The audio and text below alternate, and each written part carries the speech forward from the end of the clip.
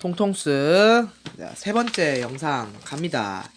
지난 영상에서 문화 변동으로 인한 문제점을 알아봤다면 오늘은 문화 변동으로 인한 문제점을 해결하는 방안, 그리고 이제 4단원으로 넘어가서 사회 불평등에 대해서 한번 자세히 다뤄볼까 합니다. 자, 갑시다. 문화 변동으로 인한 문제점에서 우리 지난 시간에 뭐 문화지체, 기술지체, 그리고 아노미, 그리고 또 뭐였어요? 문화 정체성 혼란, 갑자기 안 떠오르네. 그래서 문화 정체성 혼란까지 해서 봤는데 이걸 해결하려면 방법이 있어야 되겠죠.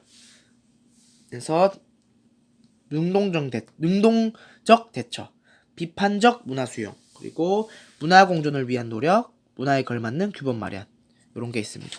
굳이 설명 안 해도 되니까 그냥 보고 알아두시면 돼요. 이런 식으로 문제를 해결하면 된다. 넘어가겠습니다. 슉. 어려운 게 아니니까 길게 설명할 필요가 없죠. 시간을 아끼기 위해서.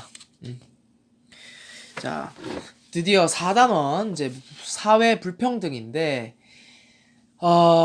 기출 문제를 보면 알겠지만 여기에서는 거의 반드시 두 문제 이상 나옵니다. 계층과 관련해서 표를 분석하는 문제가 하나 나오고요.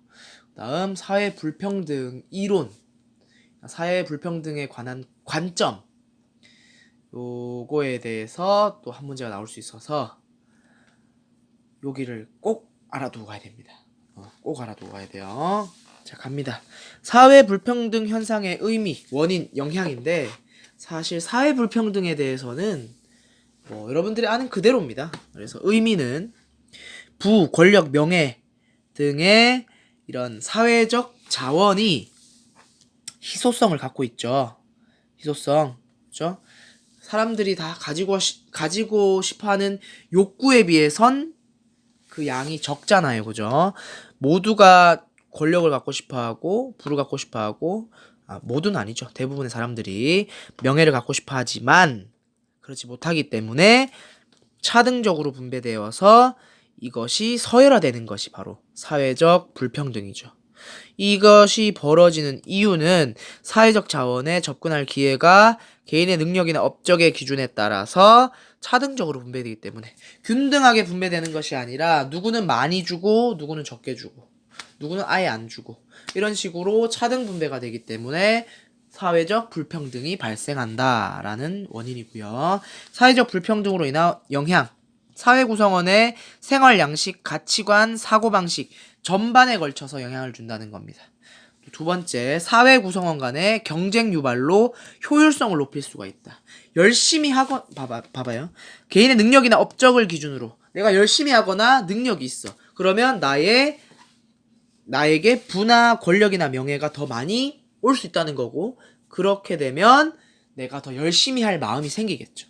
그래서 경쟁을 유발해서 사회가 더 발전하려고 하는 그런 효율성을 높일 수 있는 반면에 사회 통합을 저해하죠.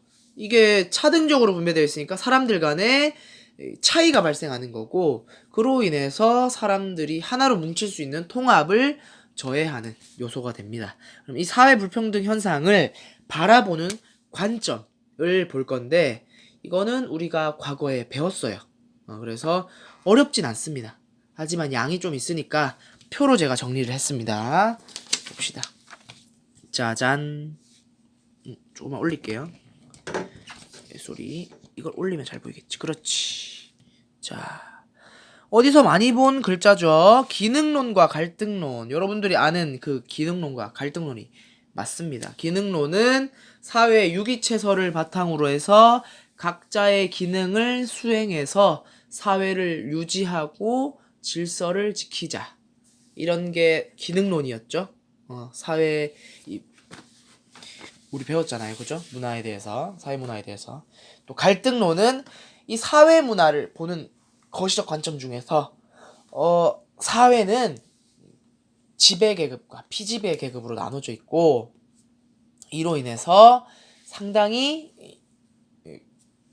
좀 불평등한 그런 사회를 이루고 있다라는 인식을 갖고 있었죠. 그래서 이 두 가지 관점에서 사회 불평등을 한번 바라봅시다. 기능론자들의 입장은 사회 불평등의 원인을 봤을 때 직업별 사회적 역할별로 중요도와 기여도가 차이가 있다라고 봅니다. 예를 들자면 이런 거예요. 무엇인가를 고치는 직업 중에 대표적인 직업이 예를 들자면 자동차 정비하는 사람이 있고 사람의 몸을 고치는 의사가 있을 수 있죠. 뭐 비하하거나 뭐 절대 뭐 그런 식의 제 개인적인 그런 거를 밝히는 게 아닙니다.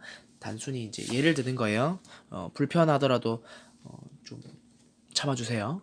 자, 자동차 정비를 하시는 분과 의사가 둘 다 무엇인가를 고치고 하는 그런 역할을 맡았지만 자동차와 사람의 목숨은 가치의 차이가 있다.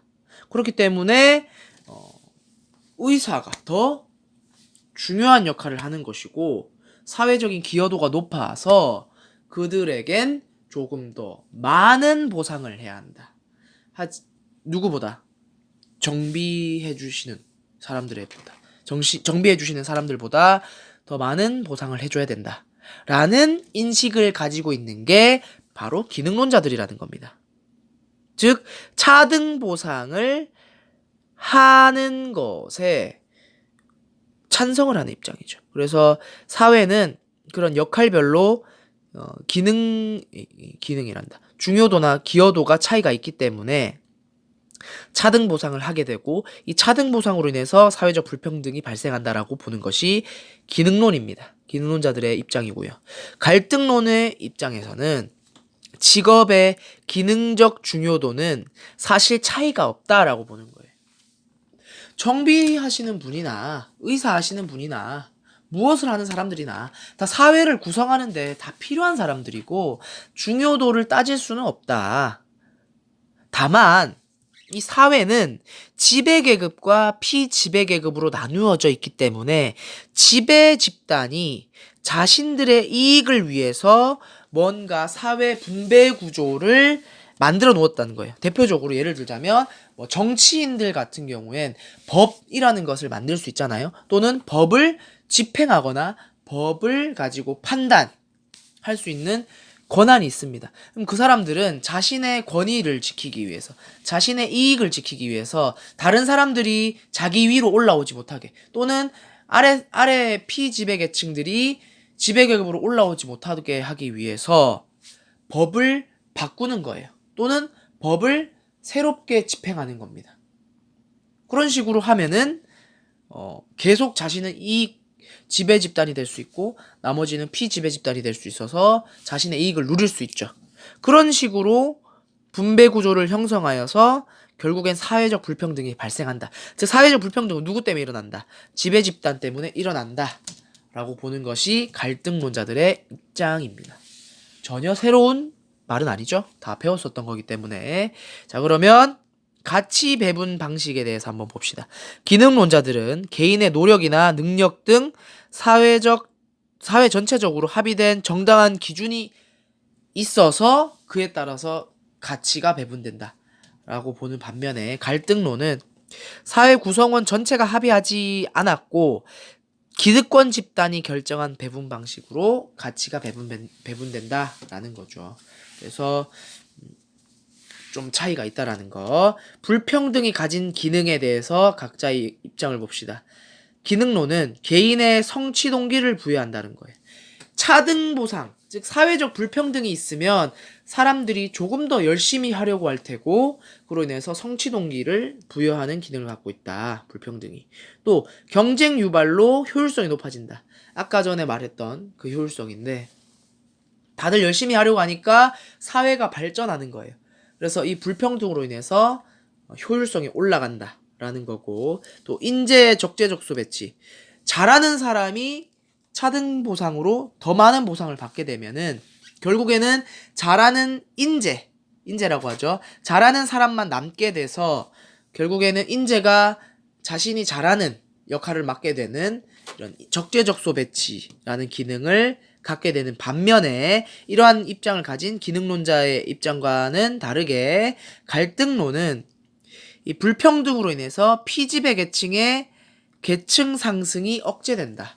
지배계층으로 가고 싶거나 또는 지금의 삶보다 좀 더 나은 삶을 살고 싶어도 그럴 수가 없게 되는 기능을 갖게 되는 것이 바로 불평등이다. 불평등이 그런 기능을 하고 있다. 또한 피지배계층의 상대적 박탈감을 초래하고요. 사회적 갈등, 대립을 유발한다. 사회적 발전을 저해한다. 즉 갈등론은 불평등을 부정적으로 보고 있는 그런 입장이라면 기능론은 불평등에 대해서 좀 긍정적으로 보고 있는 입장이죠. 자, 그럼 불평등을 보는 시각을 정확하게 봅시다. 기능론은 그래서 사회적 불평등은 보편적이며 불가피한 현상, 어쩔 수 없는 현상이다. 이거 사회를 유지하려다 보면 어쩔 수 없이 일어나는 현상이다. 따라서 이 사회적 불평등은 사회 발전을 위해서 좀 필요한 요소, 필요악이다. 필요악. 그렇게 보는 입장이라면 갈등론은 사회적 불평등은 보편적이라고 봐요. 왜냐? 사회적 불평등을 부정할 수는 없거든. 사회적 불평등은 과거에서부터 계속 이어져 왔잖아요. 그죠? 그래서 보편적으로 일어나는 현상이야. 다만 불가피하다. 어쩔 수 없는 현상은 아니라는 거야. 해결해야만 하는 현상이라는 거지. 저거 어쩔 수 없어. 이러고 내버려두면 안 된다는 거지. 사회적 불평등은 우리가 해결해야 될 숙제다라고 보는 것이 갈등론의 입장이고요. 그래서 해결하는 방법으로는 사회구조적 개혁, 거시적 관점이었죠. 그래서 사회구조를 변화시켜서 이러한 사회 불평등을 해결해야 한다라고 보는 것이 갈등론입니다. 각각 관점의 한계점으로는 기능론은 가정 배경을 간과했죠. 이 개인의 노력이나 능력으로 그 차등 보상을 받을 수도 있지만 사실 현실에서는 어떠한 가정 배경을 가졌느냐, 우리 집안의 가정이 어떠냐에 따라서도 차등 보상이 되잖아요. 뭐 우리 집안이 재벌이냐, 아니면 우리 집안이 한 끼도 먹기 어려운 그런 집안이냐에 따라서 사실상 다른 삶을 살잖아요. 그죠? 그러한 점을 간과했다는 게 기능론의 한계점이라면 갈등론의 한계점은 개인의 능력과 노력을 간과한 거지. 이 계층이 아니라 이 계급, 그러니까 지배 집단과 피지배 집단에 대해서 강조하다 보니까 개개인이 갖고 있는 능력이나 노력에 따라서 이런 차등, 이게 불평등이 일어날 수 있다는 것을 간과한 그런 측면이 있습니다. 자, 그러면 이거에 대해서 한번 봅시다. 자, 이렇게 나와 있네요. 부모의 소득과 자녀의 사회적 지위입니다. 부모의 소득이 높을수록 자녀의 사회적 지위가 높다. 즉 이러한 관점을 가진 이론은 어딜까요? 바로 뭐예요? 갈등론적 관점이죠. 왜? 부모가 결국엔 자녀에게 이러한 영향을 미친다. 즉 개인의 노력이나 능력이 아니라 이 계급이 대물림되고 있는 계급 재생산적인 모습을 보여주는 그래프. 이거를 찬성하는 이러한 형태는 찬성하는 것이 아니라 이러한 것을 가지고 있는 것이 바로 사회다라는 입장을 가졌으면 갈등론적이죠. 그 다음에 균등 분배 정도. 균등하게 분배해주는 정도고 사회적 효율성 정도. 균등하게 분배할 경우 사회의 효율성이 점점 떨어지고 있죠. 그죠? 그래서 효율성을 높이기 위해선 균등하게 분배하면 안 된다라는 입장이니까 차등 분배를 강조하는 그러한 내용이죠. 이러한 그래프가 나타난다면 바로 기능론적 관점이라고 볼 수 있습니다. 그죠? 그 다음 또 세 번째. 아이고. 자, 세 번째입니다. 자, 사회 기여를 많이 할수록 어떻게 됩니까? 소득이 증가한다. 직업별로 중요도와 기여도가 다르고 기여도가 높을수록 차등 보상을 한다. 결국 차등 보상에 찬성하는 입장이죠. 뭐예요? 기능론적 관점의 그래프라고 볼 수 있고 봅시다. 그 다음에 균등 분배 기대치고 인재 충원의 기회입니다. 균등하게 분배를 했더니 인재 충원, 인재를 충원하기 어렵다는 거예요. 균등하게 분배하니까 똑같이 분배를 했더니 인재가 안 나타나는 거야. 즉 이것도 역시 차등 분배를 찬성하는 거죠. 그럼 차등적으로 분배하면 인재들이 나타날 것이다. 잘하면은 많이 주고 못하면은 적게 줄 경우엔 인재들이 잘하려고 노력할 것이다. 이러한 내용을 담은 그래프니까 역시나 뭐예요? 기능론적 관점의 그래프라고 볼 수 있습니다. 그래서 이번 영상은 여기까지 하도록 할게요.